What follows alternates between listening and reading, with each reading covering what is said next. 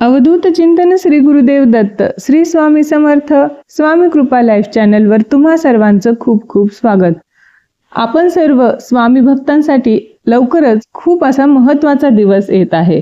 म्हणजेच काय बघा, आपण सर्व स्वामी भक्त दत्त भक्त जे आहेत हे आपण आपल्या गुरूंना समर्पित असतो।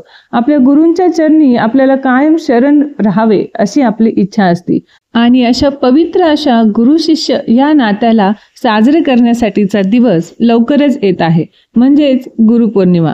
बघा, आषाढ पौर्णिमेला आपण गुरुपौर्णिमा साजरी करत असतो। गुरुपौर्णिमा म्हटलं तर आपल्या सगळ्या स्वामी भक्तांसाठी दत्त भक्तांसाठी मांदियाळीच असते। आपल्या आयुष्यात जर आपले गुरुच नसते तर आयुष्याचं काय झालं असतं, संपूर्ण अंधकार असला असता। आपलं आयुष्य कसं झालं असतं त्याची आपण कल्पनाही करू शकत नाही। तर त्याच गुरुप्रती कृतज्ञता व्यक्त करण्यासाठी किंवा आपलं पण त्यांच्याप्रती आपल्या गुरूंना खूप काही देणं लागतो। महाराजांनी जे काही आपल्याला दिलं आहे ते ह्या जन्मातही आपण त्याची परतफेड करू शकत नाही, म्हणून त्यांची कृतज्ञता व्यक्त करण्यासाठी गुरुपौर्णिमेनिमित्त आपल्याला 21 दिवसाचं पारायण करायचं आहे। तर 10 जुलै 2025 वार गुरुवार या दिवशी गुरुपौर्णिमा आहे। किती सुंदर मुहूर्त आहे बघा, की गुरुवारी गुरुपौर्णिमा आली आहे आणि हा अतिशय महत्त्वाचा दिवस आहे आणि मेन म्हणजे आपल्या गुरूंप्रती हा दिवस आहे। तर आपल्याला या निमित्ताने 21 दिवसांची महाराजांची सेवा करायची आहे। आता 21 दिवसाची सेवा म्हणजे सेवा कधी सुरू करायची, तर बघा ही सेवा 20 जूनला तुम्ही सुरू करायची आहे। लक्षात घ्या, 20 जून ते 10 जुलै असा 21 दिवसाच्या कालावधीमध्ये ही तुम्हाला सेवा करायची आहे। आता प्रश्न येतो की सेवा कुठे, केव्हा, कधी आणि कशी करायची याबद्दलची माहिती जाणून घेणार आहोत, पण त्यासाठी व्हिडिओ हा पूर्ण बघा। सगळ्यात आधी तर आपण सेवा काय करायची ते बघूया। श्री स्वामी चरित्र सारामृत हा ग्रंथच म्हणजे महाराजांचा आत्मा आहे। हा ग्रंथ जेवढा सोपा आहे पण तेवढाच दिव्य आणि तेवढाच प्रभावी पण आहे। जे कोणी या ग्रंथाचं पारायण करत असतात ना, त्यांचं आयुष्य सोन्यासारखं झाल्याशिवाय राहत नाही। त्यांच्या असंख्य कोटीच्या अडचणी सुद्धा या पारायणाने दूर होतात, अशक्य गोष्टी ह्या शक्य होतात। तर आपल्याला 21 दिवस या ग्रंथाचं पारायण करायचं आहे। स्वामी चरित्र सारामृत ग्रंथ बघा, तुमच्याकडे जर दिंडोरी प्रणीत ग्रंथ असेल तर तो ग्रंथ वाचावा, ज्यांच्याकडे दुसरा प्रकाशनचा ग्रंथ असेल तर तोही ग्रंथ तुम्ही वाचू शकता। फक्त तुमची स्वामीप्रती असलेली भक्तिभाव जो आहे तो या ठिकाणी महत्त्वाचा आहे। या ग्रंथामध्ये 1 ते 21 अध्याय आहेत आणि ज्यावेळेस 1 ते 21 अध्याय पूर्ण वाचून होतात तेव्हा एक पारायण पूर्ण होतं। म्हणजेच काय, तर तुम्हाला 21 दिवस संपूर्ण पारायण पठण करायचं आहे। म्हणजे माझा पहिला दिवस आहे तर मी 1 ते 21 अध्याय पठण करणार आहे आणि 1 ते 21 अध्याय पठण केल्याने माझं संपूर्ण पारायण होतं। असं तुम्हाला 21 दिवस हे पारायण पठण तुम्हाला करायचं आहे। या सेवेसोबतच तुम्हाला 11 माळी श्री स्वामी समर्थ या मंत्राचं जप करायचं आहे। नामस्मरण अखंड करायचं आहे आणि त्यासोबत तुम्हाला तारक मंत्राचं देखील पठण करायचं आहे। शक्य झाल्यास 11 वेळा तारक मंत्राचं पठण तुम्ही अवश्य करावे। तर या सर्व सेवा तुम्हाला 21 दिवस करायच्या आहेत। म्हणजे थोडक्यात काय, तर तुम्हाला स्वामी चरित्र सारामृत ग्रंथाचे 21 पारायण करायचे आहेत, रोज 1 पारायण या पद्धतीने। त्यानंतर 11 माळी रोज श्री स्वामी समर्थ मंत्राचा जप करायचा आहे आणि त्यानंतर तुम्हाला 21 दिवस तिसरं म्हणजे हे तारक मंत्राचा 11 वेळेस पठण करायचं आहे। असं तुम्हाला 21 दिवस सेवा करायच्या आहेत। या तिन्ही सेवा जर तुम्ही केल्या तर तुमचं सोन्याहून पिवळं आयुष्य होऊन जाईल। तुम्हाला बऱ्याच जणांना प्रापंचिक अडचणी असतात, सांसारिक काही कर्तव्य पार पडण्यामध्ये, जबाबदाऱ्या पार पडण्यामध्ये। समजा या सर्व सेवा तुम्हाला रोजच करणं शक्य नाही झालं तर तुम्हाला जितक्या जास्तीत जास्त सेवा जमतील तितक्या जास्तीत जास्त सेवा तुम्ही करायच्या आहेत। बघा, वेळ नाही, अडचणी आहेत म्हणून काहीच सेवा न करण्यापेक्षा तुम्ही जेवढे जमतील तेवढे जास्तीत जास्त सेवा करण्याचा प्रयत्न करा आणि तुम्ही जर ठरवलं ना तर तुम्ही नक्कीच करू शकाल। नंतरचा प्रश्न काय येतो की या सेवेची मांडणी, पूजेची मांडणी करायची का, तर नाही। आपल्या घरात महाराजांचा फोटो, मूर्ती असेल त्याच्यासमोर बसून तुम्ही पारायण करू शकता। ग्रंथ हलवायची गरज आहे का नाही, तर तुम्ही वाचून तो ग्रंथ परत जागेवर ठेवू शकता आणि मग तुम्ही जिथे ठेवला असेल परत वाजायच्या वेळेस तो ग्रंथ परत घेऊ शकता। सर्वप्रथम म्हणजे ह्या सर्व सेवा सुरू करण्याच्या अगोदर संकल्प आवश्यक करावा, कारण संकल्पयुक्त केलेले सेवेचे फलप्राप्ती ही अवश्य होते आणि लवकरात लवकर होते असं म्हटलं जातं. तर संकल्प कसा करायचा त्याचाही व्हिडिओ आपल्या चॅनेलवर उपलब्ध आहे आणि डिस्क्रिप्शन बॉक्समध्ये देखील मी त्याची लिंक तुम्हाला देत आहे. संकल्प करून तुम्ही सेवा सुरू करायची आहे. आणि लक्षात घ्या, बऱ्याच जणांना नियमांचं खूप टेन्शन असतं की काय करावं काय नाही, हेच करावं का तेच करावं का, काय खावं, खाण्याचे नियम आहेत का, ब्रह्मचर्य पालन असेल किंवा इतरही गोष्टी. तर सगळ्यात आधी नियमांचं जे काही भलं मोठं टेन्शन घेऊन तुम्ही सेवेला बसता तर ते टेन्शन अजिबात घेत जाऊ नका. यावेळेस या ठिकाणी तुम्हाला नियमाकडे लक्ष द्यायचं नाहीये, तर तुम्हाला भक्तीकडे, अध्यात्माकडे लक्ष द्यायचं आहे. ही जी 21 दिवसांची सेवा करणार आहोत त्या 21 दिवसांच्या सेवामध्ये खाण्याचे कुठलेही नियम नाही आहेत. तुम्ही रोज शुचिर्भूत होऊन स्वच्छ वस्त्र परिधान करून या सेवा करायच्या आहेत. एक नियम म्हणजे पाळायचा आहे, तो म्हणजे महिलांना येणारा मासिक धर्म.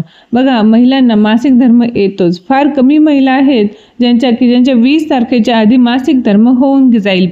पण आता म्हणजे समजा ज्या महिलांना मासिक धर्माची अडचण येणार आहे, मग तुम्हाला काय करायचं आहे तर तुम्हाला 4-5 दिवस आधी तुम्हाला या सेवेला सुरुवात करायची आहे. म्हणजे जर 20 तारखेला आपल्याला सेवा करायला सांगितलेली आहे, मग त्यांनी काय करावं तर त्यांनी 15 तारखेलाच सेवा करण्यास सुरुवात करू शकता. म्हणजे ज्यावेळेस 20 ते 10 जुलै यामध्ये तुम्हाला अडचण येणार असेल, मासिक धर्म येणार असेल, तर त्याच्या आधी 4-5 दिवस तुम्ही सेवा सुरू केल्यामुळे त्या काळामध्ये तुम्ही जी सेवेला गॅप देणार आहात, त्यावेळेस तुम्ही जी सेवा थांबवणार आहात, तर ते दिवस तुमचे व्यवस्थित काउंट होऊन 10 जुलैपर्यंत तुमची सेवा या संकल्पयुक्त सेवा या पूर्ण होतील.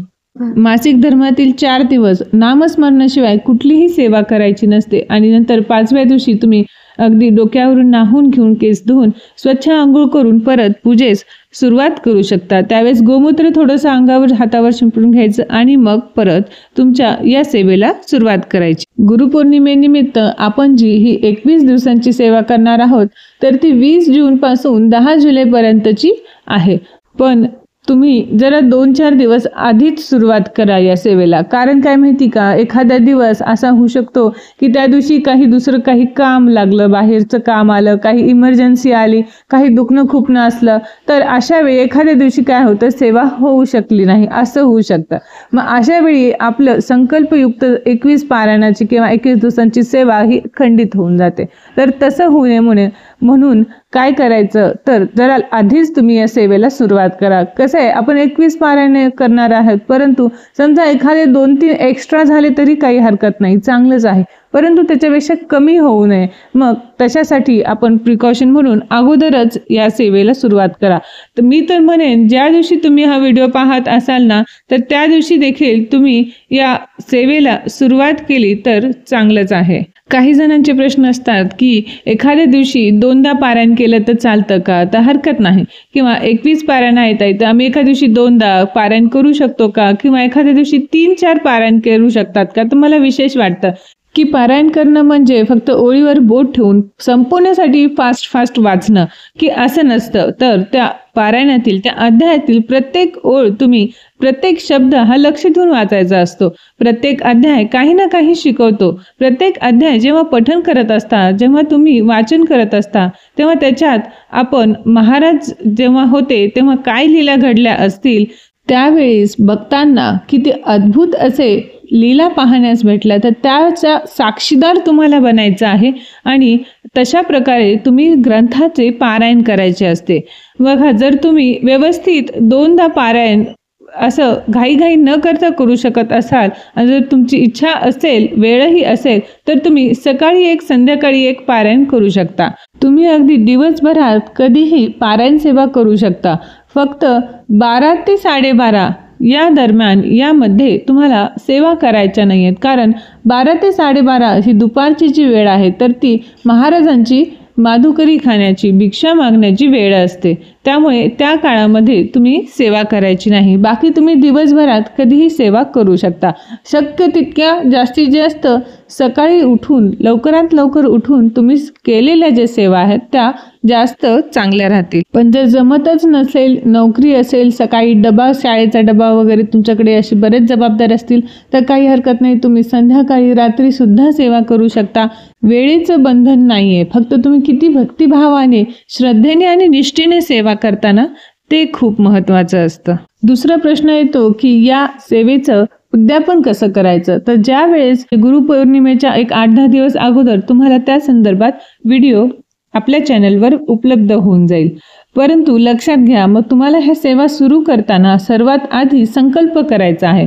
मग संकल्प करताना तुम्ही महाराजांना विनंती करायची आहे की महाराज, माझ्याकडून हे 21 पारायण सेवा तुम्ही करून घ्या. माझ्या मनात काय चाललंय ते सगळं तुम्हाला माहिती. आणि महाराज, तुम्ही आतापर्यंत आमच्यासाठी जे काही केलं आहे त्याबद्दल आम्ही तुमचे कोटी कोटी आभारी आहोत. आणि अशीच तुमची कृपा आमच्यावर कायम असू द्या. तुमच्या चरणी आम्हाला कायम स्थान द्या, असे म्हणून तुम्ही व्यवस्थित संकल्प करायचा आहे. मग संकल्प करायच्या दिवशी तुम्हाला काय करायचं आहे ना, सेवा सुरू करण्याच्या दिवशी तुम्ही नारळ घेऊन आणि खडीसाखर घेऊन केंद्रात जा, स्वामी समर्थांच्या मंदिरात जा किंवा दत्त मंदिरात जा आणि तिथे जाऊन त्यांच्या समोर नारळ आणि खडीसाखर ठेवा.